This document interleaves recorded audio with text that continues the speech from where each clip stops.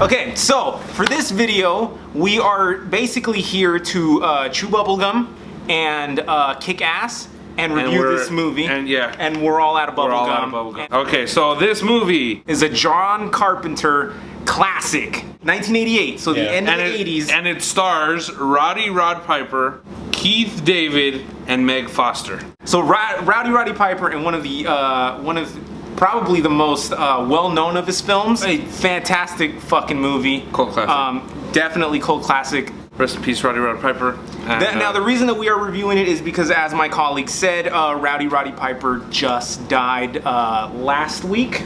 Once in a blue moon, we lose the best heel in the business. I hit Phil up and I told him, hey, you know what would be a great and fitting tribute to Roddy Piper is if we watched the movie and we reviewed it in kind of a Throwback Thursday kind of thing. My only beef with it is that at no point in time did he wear a kilt. So the movie was basically this soft-spoken guy down on his luck, right? And he shows up to LA. He shows up at the construction site trying to find a job. They give him a job.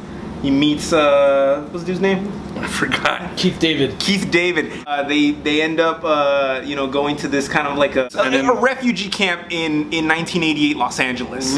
Like the homeless are getting fed by just some dude, and then charity, yeah. And then across the street is like a church. Something's going on over there. He goes to investigate and he finds like these a lab. Yeah, that they make these glasses in, and the sunglasses. Glasses, yeah, they're sunglasses, and when you put them on, it allows you to see the world as it truly is. And there's a bunch of people that are what, aliens or interdimensional? Yeah, right. He became Roddy Piper as soon as the glasses came on, and it was wonderful. He clotheslined his way into our hearts with this movie. Okay, so the underlying tones was blast your way to whatever you need to be done.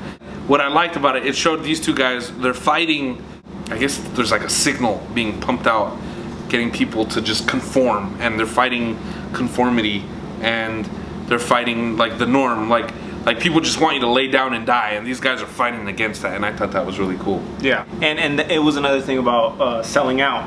Don't let yourself be controlled. Yeah, anti-consumerism, anti-conformity, anti-communist. Yeah, must crush capitalism, basically. I thought it was a great movie. That fight scene is like literally like 7-8 minutes long.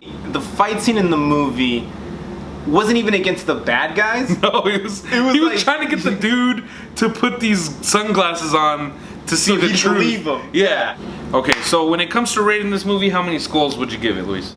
I give it 5 coconuts to Jimmy Snuka's head during Piper's Pit, because it was a great time. It was a funny movie.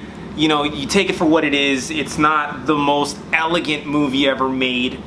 It didn't have the most elegant and best choreographed fight scenes, but it was funny. It made me feel good on the inside. Yeah, I would say I give it 3.5 skulls. I'd give it 3 skulls for the movie because it's a bit cheesy at times, but I mean that's a good quality. And in the half for that 7-minute fight scene. Yeah. No, it was great. If you haven't seen They Live, please check it out. It's a great film. And like I said, Roddy Piper just passed. This is our loving tribute to him. To the Piper. And this might as well be Piper's Pit right now. If I had a coconut, I would smash it over his head. But just remember, ladies and gentlemen, before we sign off, whenever life thinks it has all the answers, you make sure you change the questions. Ladies and gentlemen, stay focused, stay sharp, and Axial On. I have come here to chew bubblegum and kick ass. And I'm all out of bubblegum.